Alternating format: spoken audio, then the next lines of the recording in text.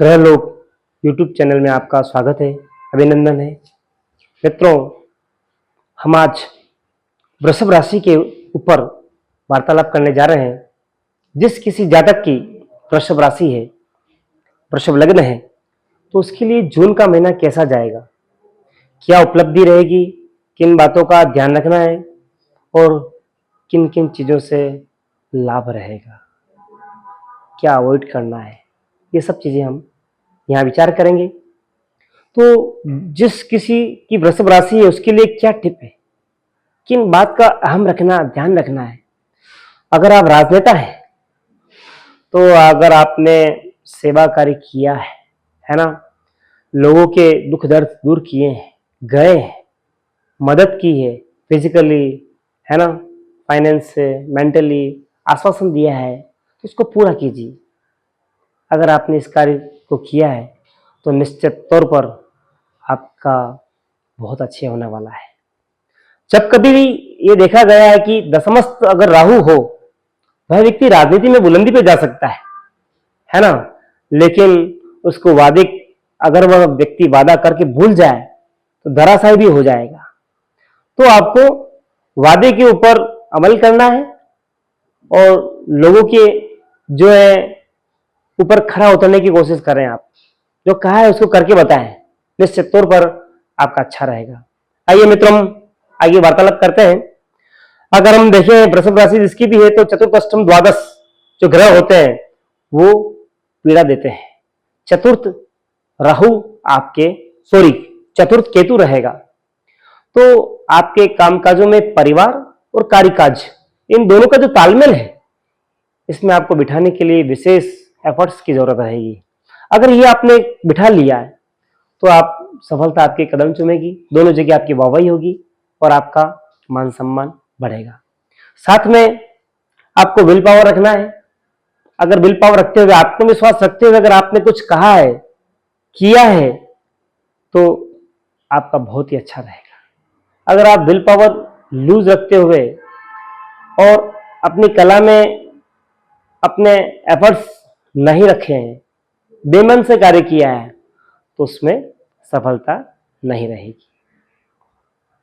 फिर बात करें, आपको खाने पीने के ऊपर मीठा बहुत पसंद रहेगा। अभी मीठे का जो है, मीठे की तलब रहेगी, है ना, मीठे वाक्य भी बोलेंगे आप, लेकिन वो गुण युक्त रहे तो अच्छा रहेगा। लिमिट रहेंगे तो अच्छा रहेगा, लिमिट से बाहर जाएंगे अच्छा नहीं रहेगा। साथ में आपका मान सम्मान, पद पराक्रम प्रतिष्ठा जो है, यह धूमिल होने के भी योग बनते हैं। चतुर्थ अर्थात कर्क का मंगल आपकी छवि बिगाड़ सकता है, आपको डिप्रेस कर सकता है ना। अचानक कोई व्यक्ति आपके पास धन लाता है तो उसको सोच समझकर स्वीकार करना चाहिए, है ना। और अगर वो रिश्वत है तो उससे बचना चाहिए, बाकी नुकसान हो सकता है ना। साथ में आपका चंचल मन आपको दुखित कर सकता है, परिवार को दुखित कर सकता है, कुछ दुखद घटना दे सकता है। अत्यधिक महत्वाकांक्षी होना ये आपके लिए पीड़ादायी हो सकता है। छोटी बहन है, छोटे भाई है, उनको अगर आपने पीड़ा दी किसी भी प्रकार से, है ना, वाणी से, कार्यों से, तो वहां पर भी आपको आगे चलकर नुकसान की स्थिति रहेगी। आपकी प्रतिष्ठा धूमिल हो सकती है ना। तो छोटे भाई बहनों से आप अच्छे से व्यवहार रखें, उनको मदद करें, भरसक प्रयास मदद करें और उनकी जो है आशीष, शुभकामनाएं आप ग्रहण करें, अच्छा रहेगा। अन्यथा उनकी निकली हुई दुर्भावना आपको आपके व्यापार में धराशायी कर सकती है, नुकसान हो सकता है। किसी भी छोटी महिला, है ना, आपसे जो छोटी है, चाहे वो बेटीवत हो, है ना, बहनवत हो, तो आपको उसको सम्मान देना है, बाकी आपको नुकसान होने के पूर्ण योग है।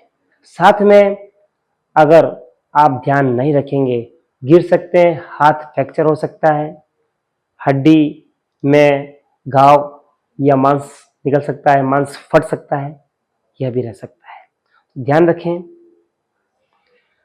साथ में पारिवारिक सदस्यों से आप विवाद ना करें, अन्यथा आप अपनी प्रतिष्ठा कायम करने के लिए विवाद करेंगे तो घर परिवार में ही नहीं, बाहर भी आपकी प्रतिष्ठा धूमिल होगी और परिवार में आपका जो स्थान है वह डिक्रीज होगा, इंक्रीज नहीं होकर डिक्रीज होगा और वो अच्छा नहीं रहेगा। तो इन चीजों से आप बचें। सुने अधिक, बोले कम, कार्य अधिक करें और घोषणाएं कम करें। साथ में हम बात करेंगे आपकी तर्क, विद्या, बुद्धि, ये आपका बहुत अच्छा है, लेकिन नियंत्रित रहे। अनियंत्रित रहे तो निश्चित तौर पर आपको नुकसान हो सकता है। बाकी आपका कौशल, कुशलता, लेखन, वाणी, उद्घोषणा, भाषण बहुत अच्छा रहेगा, विल पावर युक्त रहेगा, इससे लाभ रहेगा। लेकिन इसको एक लिमिट से रखें, लिमिट से बाहर ना जाए, है ना, अच्छा रहेगा। साथ में आपको भी जो है सामान्य गुप्त रोग हो सकते हैं, उसका आप ध्यान रखिएगा, है ना। यूरिन संबंधी आपको इन्फेक्शन रह सकते हैं, तो खाने पीने के ऊपर ध्यान रखें, पानी अधिक पिएं, मीठा कम खाएं, अच्छा रहेगा। साथ में स्पाउस, जीवन साथी, पार्टनर, बिल्कुल यहां पर आपकी जो प्रथम सप्ताह है ना, तो प्रथम सप्ताह में आप जो है अपने जीवन साथी से कोई भी विवाद ना करें, है ना। अगर विवाद करते हैं कलह होगा और परिणाम विपरीत होंगे। सुनना है, सुन के फॉरगो कर देना है, बाकी विवाद परिवार में बढ़ सकता है। साझेदारी किसी से ना करें, बचें। कोई फ्री में भी कुछ चीज कहे ज्वाइन करने के लिए तो नहीं, उसको नहीं करना है, बाकी नुकसान की स्थिति रहेगी। चंचलता कम रखें अपने। साथ में जो है आकस्मिक धन लाभ के भी योग बनते हैं, लेकिन उनमें सावधानी बहुत जरूरी है। बाकी कहीं आपको नुकसान हो सकता है, निश्चित तौर पर सावधानी पूर्वक कार्य करें। यात्राओं से बचें तो ठीक रहेगा, और धार्मिक यात्राएं अगर रहे तो आप उसको अवश्य कीजिए। कहीं तीर्थाटन करना हो परिवार के साथ, मित्रों के साथ, वो आप जरूर कीजिए, उसमें आपको लाभ की स्थिति रहेगी, आपकी छवि उभरेगी और वो आपके लिए लाभप्रद है।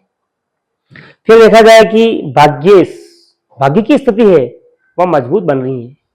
आप अपने कार्यों से, अपनी सेवा के द्वारा अपने भाग्य को बना सकते हैं, है ना, भाग्य में अप कर सकते हैं, वो पॉइंट्स अप कर सकते हैं। वो केवल और केवल सेवा के द्वारा ही संभव है। फिर देखते हैं हम दशमस्तु, दशमेश दोनों की बात करते हैं। दशमस्तु राहु, दशमेश राजेश सैटर्न यानी शनि, तो दोनों की स्थिति बड़ी अच्छी बनी हुई है, मजबूत बनी हुई है। अगर दशम स्थान में एक अकेला, अगर सूर्य हो, अकेला राहु हो या अकेला शनि हो, तो बहुत अच्छे परिणाम देता है। यहाँ पर राहु जो है वो मित्र राशि का है, कुंभ राशि का है। कुंभ यानी शनि का, शनि और राहु बड़े ही मित्र हैं, अच्छे हैं, क्लोज हैं। तो अचानक आपको लाभ की स्थितियां बनेगी। आपने पहले किया हुआ या भी कर रहे हैं, आपको लाभ होगा, सडन होगा, एकदम होगा, तो आप फेले नहीं। उसको अति उत्साहित ना हो, उसको पचाने की क्षमता क्रिएट करें, है ना, और उसको आप आगे आप री इन्वेस्ट कीजिएगा, तो निश्चित तौर पर आपको लाभ रहेगा। साथ में आमदनी की बात करें तो निश्चित तौर पर आपकी आमदनी बढ़ने वाली है, बढ़ रही है ना। आप जो कार्य कर रहे हैं उसको विस्तार कीजिएगा। तो जैसे इंस्टीट्यूट है आपके पास, तो आप सोचिए कि उसमें मैं और क्या ब्रांच खोलूं कि जिससे मेरे को लाभ रहे। मैनेजमेंट क्या करूं जिससे आमदनी बढ़े। क्या मार्केटिंग के लिए आदमी लिए जाए या प्रोडक्शन के लिए लिए जाए, चिंतन करें। चिंतन करके कार्य करने पर आपको आपकी आमदनी में निश्चित तौर पर वृद्धि होने वाली है, इसमें कोई संशय नहीं है। फिर साथ में बात करें आपका व्यय, तो आप अपने ट्रेड के ऊपर, व्यापार के ऊपर, अपनी मान सम्मान, पद प्रतिष्ठा के ऊपर व्यय करना चाह रहे हैं, लेकिन उनमें केवल और केवल व्यापार के ऊपर आप ध्यान दीजिए, व्यापार के ऊपर व्यय कीजिएगा। अपनी लग्जरी जीवन के लिए अगर व्यय करेंगे तो वो व्यर्थ है, वो निष्फल है, आपको नुकसान है। किंचित काल में आपको जो है सुख प्राप्त होगा, लेकिन दीर्घ काल में जाके वो नुकसान देने वाला है। तो ऐसी कोई प्लानिंग नहीं करें जिससे आपको नुकसान हो। तो अपने ट्रेड के ऊपर, अपने परिवार के ऊपर आप व्यय करें तो वो आपके लिए लाभप्रद रहेगा। घूमने फिरने के ऊपर लिमिटेड रहें, वो अच्छा रहेगा।